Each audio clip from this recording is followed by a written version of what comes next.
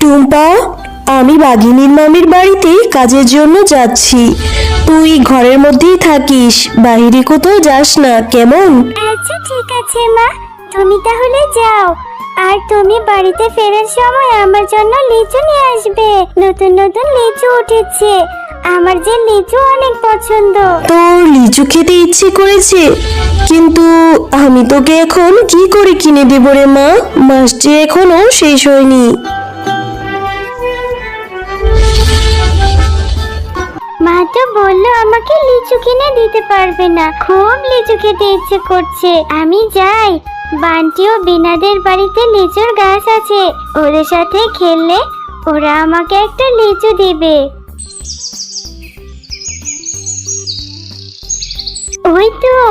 ওই তো দেখা যাচ্ছে বিনা আর বান্টি বসে বসে লিচু খাচ্ছে। কিরে বিনা, তোরা লিচু খাচ্ছিস? তোরা আজকে কি খেলবি না নাকি? জানিস আমারও না অনেক লিচু খেতে ইচ্ছে করছে, কিন্তু মাকে বলেছি মা আমাকে লিচু এনে দিতে পারবে না। আরে মিনা, আমরা তো খেলবো, তুই লিচু খাবি? আমাদের কাছে অনেক লিচু ধরেছে, আমার মাকে বলবো তোকে লিচু দেবে। সত্যি বলছিস বিনা, আমাকে লিচু দিবি? আচ্ছা ঠিক আছে, চল আগে আমরা সবাই খেলে আসি, তারপরে না হয় তোর মায়ের কাছে বলে লিচু খাবো। হ্যাঁ রে মিনা, খেলবো খেলবো, দাঁড়া এই লিচুগুলো খেয়ে নি। ওই দেখ আমার মাও চলে এসেছে। ও মামা, ওই দেখো মিনা এসেছে। মিনার না লিচু খেতে অনেক ইচ্ছে করছে, ওর মায়ের কাছে টাকা নেই, ও আমাদের কাছে লিচু খাবে। ওকে একটা লিচু দাও না মা। এইসব তুই কি বলছিস? লিচুর তো অনেক দাম। এই ছোট লোকের বাচ্চাটাকে আমি ফ্রি লিচু কেন খাওয়াবো? এই টয়া, এই তোকে না বলেছি আমার ছেলে মেয়েদের সাথে খেলতে না? কাকিমা, আমার তো বিনা ছাড়া আর কোনো বন্ধু নেই, আর আমাকে একটা লিচু দাও না। তোমাদের কাছে তো কত লিচু, আমাকে একটা লিচু দাও, আমি তোমাকে লিচুর টাকা দিয়ে দেব আমার মায়ের যখন টাকা হবে। আরে তুই এত কথা বাড়াচ্ছিস কেন রে টয়া? তোকে এখন আমি এখান থেকে চলে যেতে বলেছি, তুই এক্ষুনি আমার বাড়ি থেকে চলে যা। একটাও লিচু দেব না। এই সব লিচুগুলো আমি বাজারে বিক্রি করব। তোদের মতো ভিখারিদের আর কত আমি ফ্রিতে লিচু দেব? আচ্ছা ঠিক আছে কাকিমা, তুমি আমাকে আর বকো না, আমি এক্ষুনি চলে যাচ্ছি, আমি লিচু খাবো না। এরপর টয়া বাড়ি ফেরার পথে রাস্তায় এক বুড়িমার সাথে দেখা হয়। আরে ও দিদি ভাই, এত মনটা খারাপ করে কোথায় যাচ্ছ শুনি? ও বুড়িমা, জানো আমার ভীষণ লিচু খেতে ইচ্ছে করছে, বাজারে কত লিচু উঠেছে, কিন্তু মায়ের কাছে যে টাকা নেই। বাঘিনী কাকিমার কাছে কত লিচু ধরেছে, আমি একটা লিচু খেতে চাইলাম, তবু আমাকে দিল না।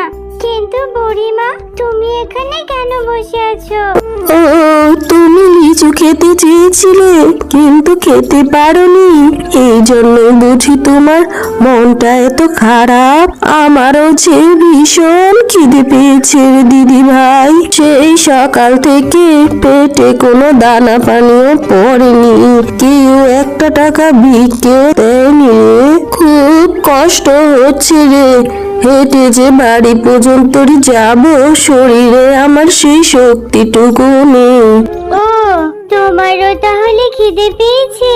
তাহলে তুমি আমার সাথে আমাদের বাড়িতে চলো, আমার মা সকালে অনেক ভাত রান্না করেছে, আমি তোমাকে ভাত খেতে দেব।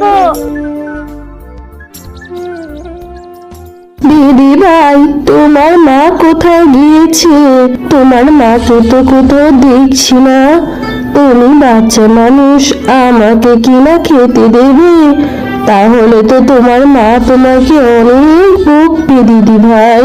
আমার মা তো ওই শহরে কাজ করে, আমার মা একটু পরেই চলে আসবে, তুমি এখানে একটু বসো, আমি তোমার জন্য এক্ষুনি ভাত নিয়ে আসছি।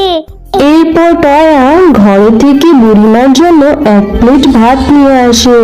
দিদি ভাই, পেট ভরে ভাত খেয়েছি, এই যে আমার কাছে একটা বীজ ছিল, এইখানে রেখে গেলাম, এইটা তুমি রোপণ করে নিও।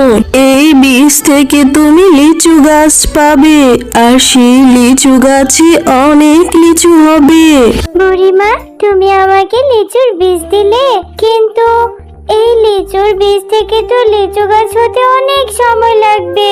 এখন আমার লিচু খেতে ইচ্ছে করছে, সেই কত পরে লিচু হবে, তখন তো আমার খেতে ইচ্ছে করবে না। না গো দিদি ভাই, এই গাছ থেকে লিচু ফল হতে বেশি দেরি হবে না। এই গাছ থেকে তুমি কালকেই ফল পেড়ে খেতে পারবে। এবার আমি আসি দিদি ভাই। এরপর টয়া বুড়িমার দেওয়া সেই বীজটা তার বাড়ির আঙিনায় রোপণ করতে থাকে। আরে এই টয়া, সেই কখন থেকে বসে বসে কি যে ভাবছিস, তা কখন ঘুমাবি?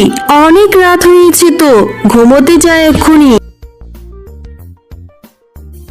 এই মেয়েটাকে নিয়ে আমি আর পারি না, কোথা থেকে কোন ভিক্ষুক এসে ওকে একটা লিচুর বীজ দিয়ে গেল, সেটা থেকে নাকি কালই গাছ হবে, আবার গাছ থেকে নাকি লিচুও ধরবে।